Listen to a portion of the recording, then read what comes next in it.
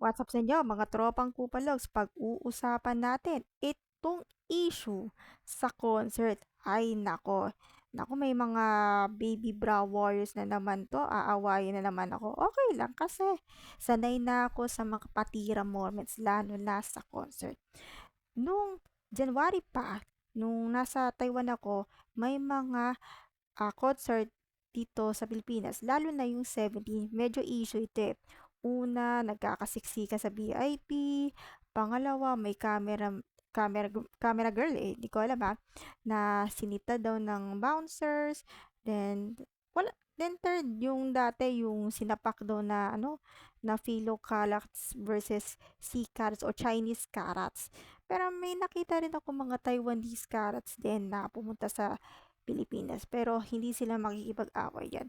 Kaya yun. So, eto pa.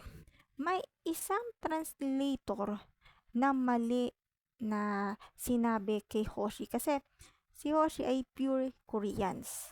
So, ang sinabi dito ng translator na kailangan makipag-unity. So, ang daming nagagalit na K-pop or baby bra wars ng K-pop eh. Kasi, sige, okay lang. Pawayin nyo lang ako kasi hindi naman ako mahilig din sa K-pop dahil nag-trailing din ako ng K-pop concert noong 2023 pero wala naman gulo. So, itong translator na to, medyo mali talaga eh. Sobrang mali. Dapat din eh, mag-apologize muna doon sa 17. Kasi, yung unity na sinasabi nila, parang politics yan. Diyos ko naman. Concert to.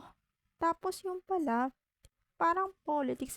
Parang binalik yung U2 concert na lumabas si Maria Ressa tapos binuna mga tao.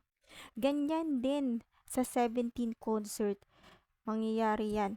Baka hindi na manonood ng Philo Carats dahil dun sa isang politics na sinabi ng isang translator na unity. So, yun lang po mga tropang kupalogs.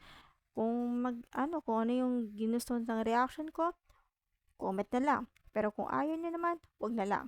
Kasi, ayaw nyo ng pagkakaintindi, di ba? Kaya, abangan ang Pasabog Vlogs. Yun lang.